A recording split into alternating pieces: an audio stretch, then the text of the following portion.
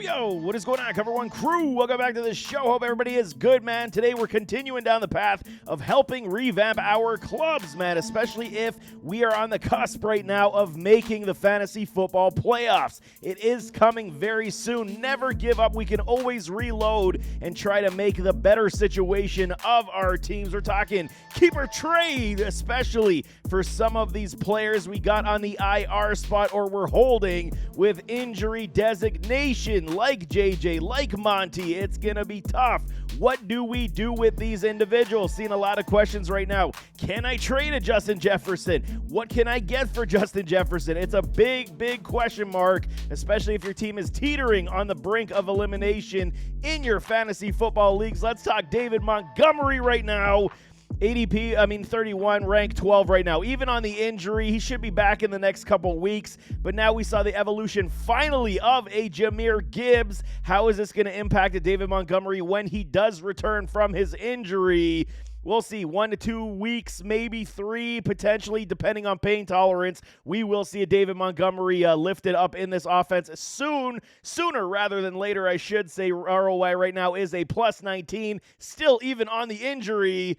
But we got to talk, what are we saying about a David Montgomery right now? I think you got to keep or buy low, especially for the teams that are needy at the running back spot. I think once Monty does come back to this Detroit Lions offense, he will be reinstalled as the running back one, getting all the volume and all the touches, and then Gibbs will get all the secondary touches once again.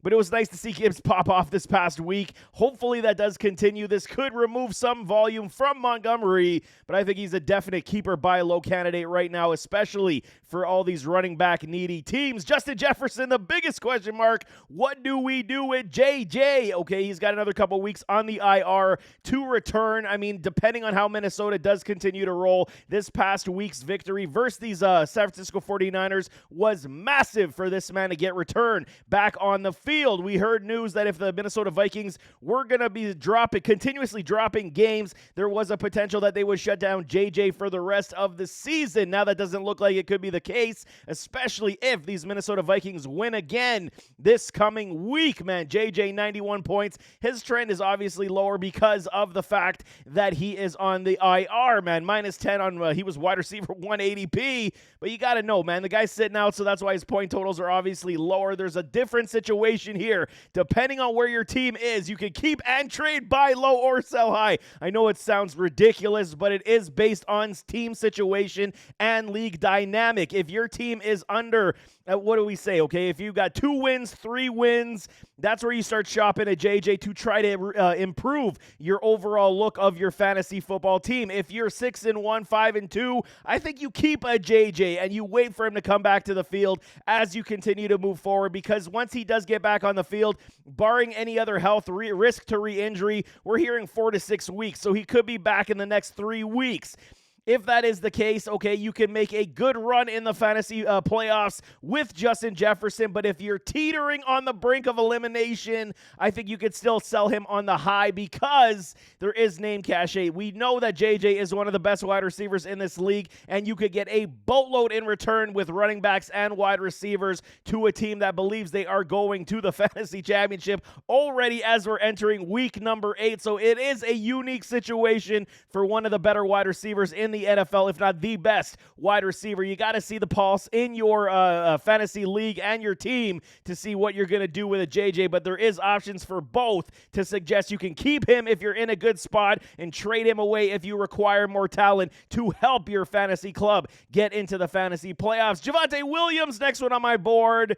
His trend's up and down right now. These Broncos have done enough offensively. I mean, Russ Wilson's been moving it enough to keep a lot of guys fantasy relevant. Now, all of a sudden, what did I say about my biggest fear for Vontae coming into the season was how is he going to respond to this ACL recovery? It's been a slow pace right now, but he had his best contest. Most carries he's had mostly all season long. I believe he had 80-some yards rushing, and there will be more dedication to feed a Vontae the football. 42 points, it's not a lot, and I get it. and the evolution of Jaleel McLaughlin. I understand touches will be split from time to time, but they require Javante to be the volume pig in this backfield. His ROI right now is a -11. It's not great, but you had to expect it. He was one of my bust draft value picks. If he fell further than what he was running back 25. I was taking him anywhere from 35 to 40. If he was still on my board, then I was going to pull the trigger on Javante. So now you understand why I was so skittish and, not really warm and fuzzy on the man. Right now, you keep or buy low. Absolutely, if you require a running back, it's going to still take a couple weeks. Matchup play is going to be big for these Denver Broncos as they continue to move. Once Vontae starts finding his way into the end zone with rushing upside, then we're going to see the tide turn. And I think that's absolutely going to be coming in the next couple weeks as this Denver Broncos offense continues to figure things out. Yes, we hear rumors that there is potential fire sale coming in Denver, but I like Vontae as a extreme buy low candidate for my team because we're dying for running backs, and he could be one of these guys that could absolutely lift up his stock as the second half of the season does come. Devonte Adams, Las Vegas Raiders. Okay, only a -1 on the ROI. He's done fairly well. Not very good the last 3 weeks, but that also has to do with the quarterback situation and the fact that Jimmy G has been injured quite a bit, man. We know that Devontae's been dealing with a shoulder injury also, so this has been a perfect storm of negativity when it comes to the top end point productivity, but he is almost at that 100-point threshold. He has done us enough so far this season, and I think, 71 targets, still nothing to sneeze at for a Devonte Adams. I mean, 528 yards, and we see, 3 touchdowns. We want to see that touchdown mark go up a little bit more. Hopefully, Jimmy G is on the road to recovery. We'll be back on this field because if it is Brian Hoyer, if it is O'Connell, I mean, we're going to have to just see them chuck the ball up in his direction. But right now, keep or buy low. You can absolutely buy low on an Adams right now because his, point productivity last 3 weeks has been piss poor. What else are you going to say? So you could get him out from under a frustrated manager for pennies on the dollar. I'm telling y'all. Yes, okay, name cachet is also very big here, so they're going to want some return, but you could absolutely snag a Devonte Adams on the low right now because eventually he's going to pop off. It's Devonte. He's going to score his touchdowns, and he's going to move in the right direction. The NFL trade deadline is going to be very interesting to see what pieces are left on this Las Vegas Raiders team, man. Next one I got, Derrick Henry, King Henry. And I understand, okay? We got to understand. Running backs are a premium right now. Injuries have derailed a lot. I mean, the point productivity has not been great overall for these running backs. Derrick Henry and these Titans coming off the bye week, and we got what? Derrick Henry in the last 2 out of 3 games. He has had a boom. There is a situation in Tennessee where they're in the mode of a fire sale as the NFL trade deadline does approach faster and faster. Will they trade a Derrick Henry? That is the rumor that we're hearing. Will they trade DeAndre Hopkins? Will they trade other pieces? They just traded Byard on the defensive side to those Philadelphia Eagles. While Henry's done fairly well, I mean, okay, he is what? ROI return is -6. He is running back 13 right now, where his ADP was 7. So you're not getting what we expected out of a Derrick Henry like in the past. He is, treading on that thin line of age 30 where running backs do fall off that cliff.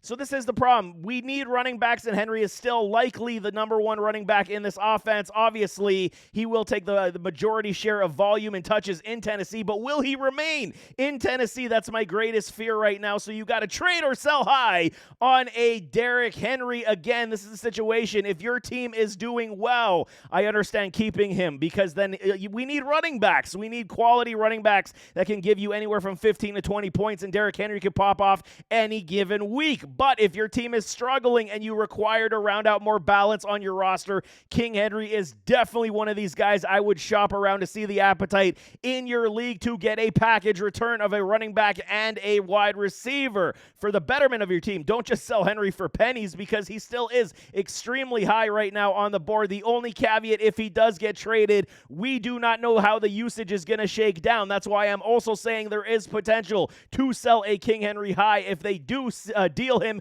before the trade deadline, it could get murky on volume upside for sure. But right now, it is one of those things like with Justin Jefferson. If your team is good, keep Henry. If your team is bad, we could trade Henry and balance out the rest of your roster. That's kind of how I'm seeing that right now. Devonte Smith from these Philadelphia Eagles. Fly, Eagles, fly. He has not been doing well these past several weeks. He was dealing with that injury, he never missed a game, but he was dealing with that nagging injury. I believe it was his ankle injury, and he's been dropping passes. Very un-Smitty-like, man. Not very good. 66 points right now. His ROI is a -20. It is not good. You were picking him in the top 15 in your fantasy drafts likely, and he just has not repaid. The way these Eagles offense has been going, it's apparent that Jalen Hurts just can't support all three weapons in a A.J. Brown, Dallas Goedert, and a Smitty all in one contest. Just does not happen, I should say.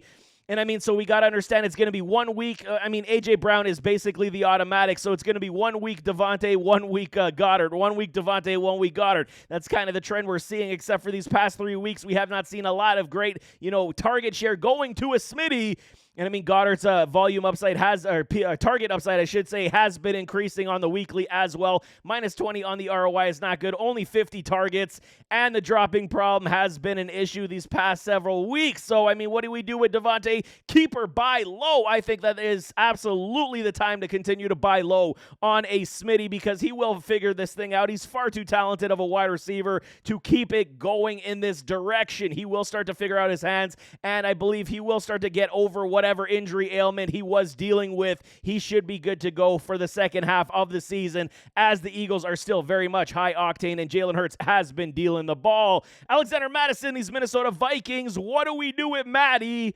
It's a big problem. The Vikings still in, 7 weeks have not scored a rushing touchdown yet. This is unheard of in the NFL. And I was very sour on a Madison once they traded Dalvin Cook. I understood everybody was, excited for the potential of volume upside being the key here. And I was too. That was the only way I was, uplifting a Madison was the volume upside. However, this is not going as well as everyone had thought. The floor is extremely low where the ceiling is only at 12 points.